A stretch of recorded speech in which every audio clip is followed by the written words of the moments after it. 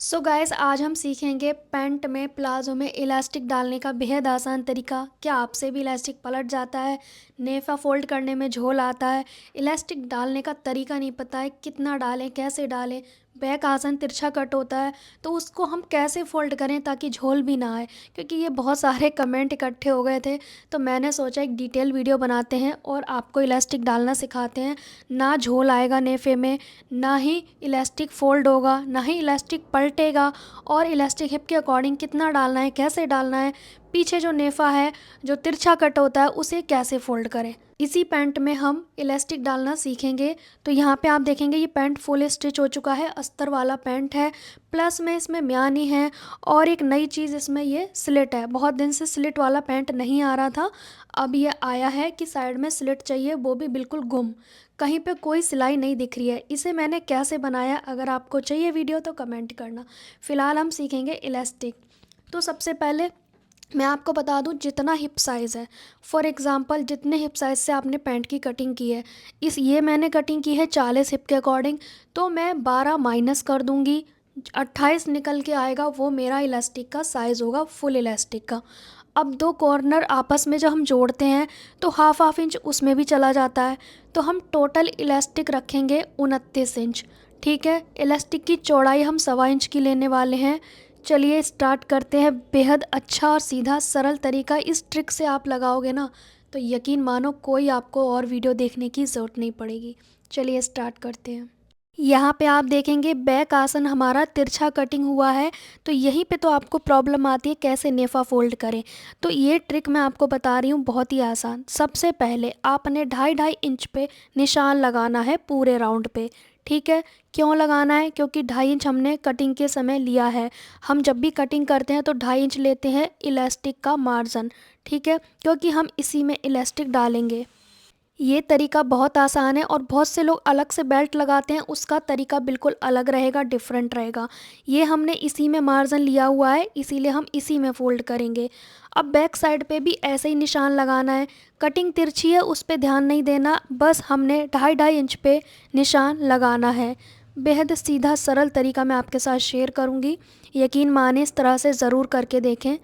पूरे राउंड पे अच्छे से निशान लगाने हैं, कहीं पे ये नहीं कि 2 लगा दिया कहीं पे 2.5, पूरा 2.5 लगाना है। अगर थोड़ी सी भी गलती करोगे तो एक साइड का पैर छोटा बड़ा हो जाएगा पैंट का, तो ये चीज़ ध्यान रखें। पूरे राउंड पे हमने निशान लगा लिया। इलास्टिक का पूरा राउंड लेंगे हम 29 इंच, क्योंकि हिप -12 किया और +1 कर दिया। इलास्टिक की चौड़ाई आप 1.5 इंच भी ले सकते हैं, पर उससे ज़्यादा ना लें क्योंकि फिर हमें कपड़ा भी उतना ही ज़्यादा फोल्ड करना पड़ेगा। तो 2.5 इंच में 1 इंच या 1.5 इंच या 1.25 इंच की इलास्टिक इनफ रहती है। पैंट में 2 साइड के जॉइंट हैं, 2 आसन के, इन सभी पे हमने पिनअप करना है। ध्यान से देखो कैसे पिनअप करना है। इस तरह से मैंने डबल फोल्ड किया। इलास्टिक की चौड़ाई को रख के देखेंगे, 2 पॉइंट ज़्यादा होना चाहिए हमारा। ये यहाँ पे इलास्टिक को रख के देखेंगे और इस निशान के अकॉर्डिंग हमने ये फोल्ड करना है। इलास्टिक की चौड़ाई से थोड़ा ज़्यादा है, देख सकते हो नेफा। अब हमने इलास्टिक की चौड़ाई से नेफा थोड़ा चौड़ा होना चाहिए, वरना इलास्टिक इसमें नहीं जाएगा। ठीक है, अब यहाँ पे पिन से सिक्योर करेंगे। 4 जॉइंट होंगे, 2 आसन के, 2 साइड के, चारों पे हमने ऐसे ही पिन लगाना है नाप नाप के। इस पे भी इस निशान के अकॉर्डिंग यहाँ से पकड़ना है। अब आपने फिर से फोल्ड करना है।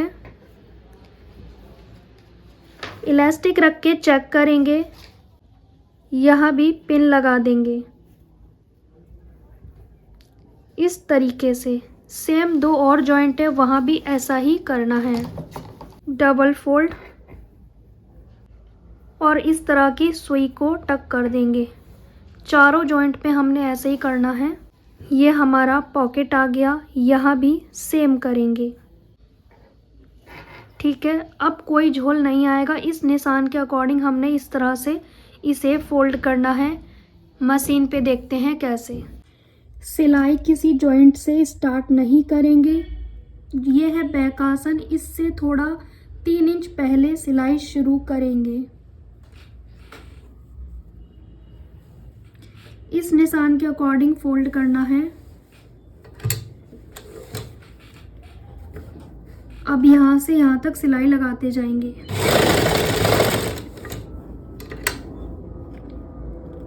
पिन को रिमूव करेंगे। ये जो निशान है इसके अकॉर्डिंग फोल्ड करेंगे, यहाँ से पकड़ेंगे।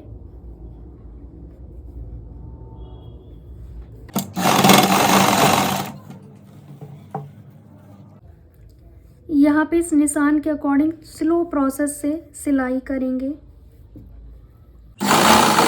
क्योंकि यहाँ पे तिरछी कटिंग हुई है इसीलिए।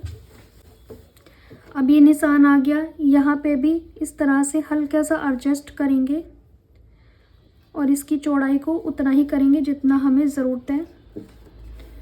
अब यहाँ पे स्लो प्रोसेस से सिलाई लगाएंगे।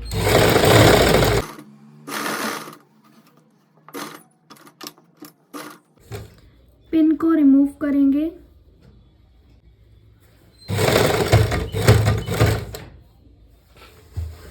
इस निशान को हमने ऐसे पकड़ना होता है, फिर हमने इसे इसकी चौड़ाई को बरकरार रखते हुए सिलाई लगानी है।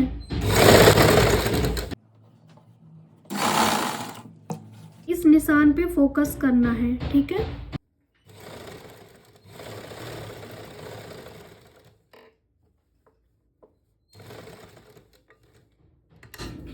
पिन को हटाएंगे। इस निशान पे फोकस करेंगे, ऐसे पकड़ेंगे।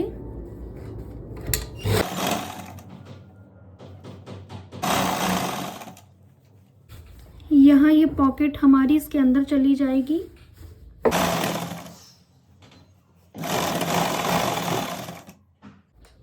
पिन को हटाएंगे।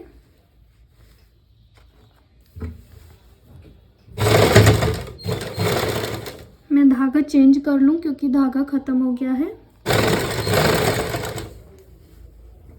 यहाँ तक हमने आना है, लेकिन इससे पहले ही रोकेंगे क्योंकि हमें इसके अंदर इलास्टिक डालने के लिए 2 इंच का गैप चाहिए।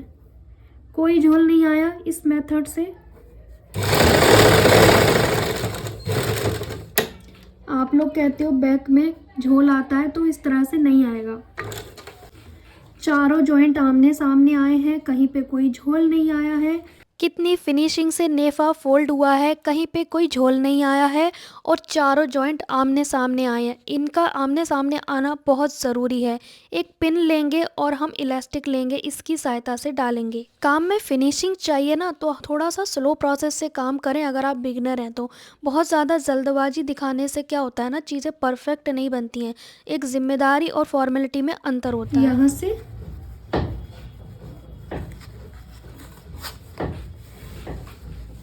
इलास्टिक एकदम से नहीं खींचना है, वरना वो अंदर अंदर पलट जाएगा। उल्टा नहीं होना चाहिए इलास्टिक, स्लो स्लो। इस वाले कॉर्नर को इस तरह से निकालेंगे और आपस में इसे जोड़ेंगे। ध्यान रहे इलास्टिक घूमना नहीं चाहिए, अंदर पलट जाता है, वो नहीं होना चाहिए। पहले चेक कर लें। इसको हम जॉइंट करेंगे।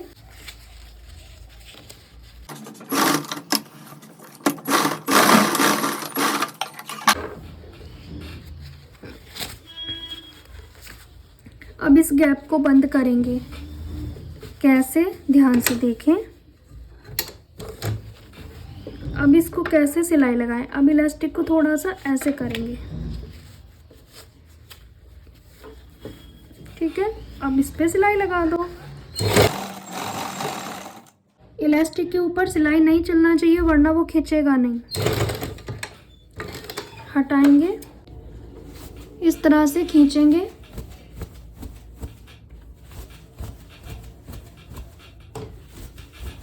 घुमा घुमा के हमने इसे खींच के बराबर करना है। सारी गैदर इक्वल होनी चाहिए, कम ज़्यादा ना हो।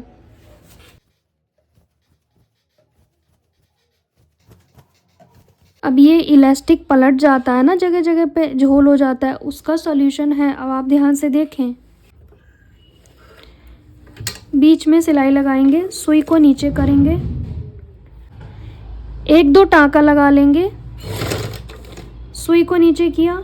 अब इसे पकड़ के ऐसे खींचेंगे और हाथ से प्रेस करेंगे, इसकी झोल को निकालेंगे।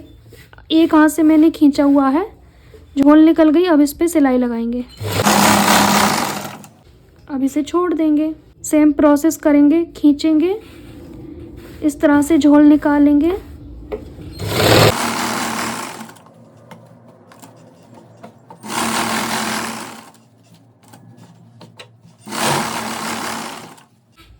सुई नीचे करके खींचना है वरना हाथ में लग जाएगी।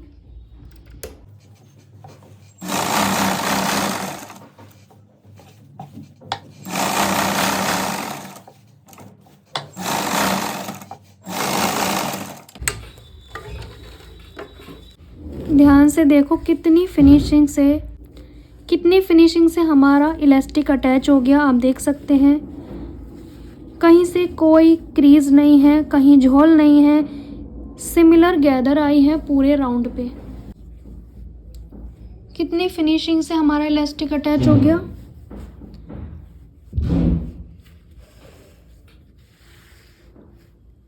क्या इतना आसान तरीका आपको पता था इतनी फिनिशिंग से सिलाई करने का? यहाँ पे पूरे में देखो गैदर कहीं पे कम ज़्यादा नहीं दिख रही हैं, बिल्कुल गैदर एक बराबर है, चारों जॉइंट भी आमने सामने हैं, कहीं से कोई भी कम या ज़्यादा नहीं लग रहा है। सो गाइस इसी तरीके से आपने काम करना है। अगर सच में आपको ये वीडियो अच्छा लगा है तो लाइक शेयर तो करना बनता है। सो गाइस आपको इलास्टिक डालने का ये तरीका कैसा लगा? बहुत आसान तरीका शेयर किया। इस मेथड से अगर आप इलास्टिक डालोगे तो आपकी पैंट और प्लाज़ो में इलास्टिक ईजिली डल जाएगा, चाहे आपको सिलाई आती हो चाहे ना आती हो। लेकिन इस मेथड से, इस बारीकी से करोगे ना तो हमेशा आपका इलास्टिक अच्छे से डलेगा, ना पलटेगा, ना टेढ़ा होगा, ना ही झोल आएगा नेफे में। बेहद सरल तरीका मैंने शेयर किया। अगर आपने यहाँ तक वीडियो देखा है तो यस लिखें कमेंट बॉक्स में और अपना अनुभव भी शेयर करें इस वीडियो के नीचे।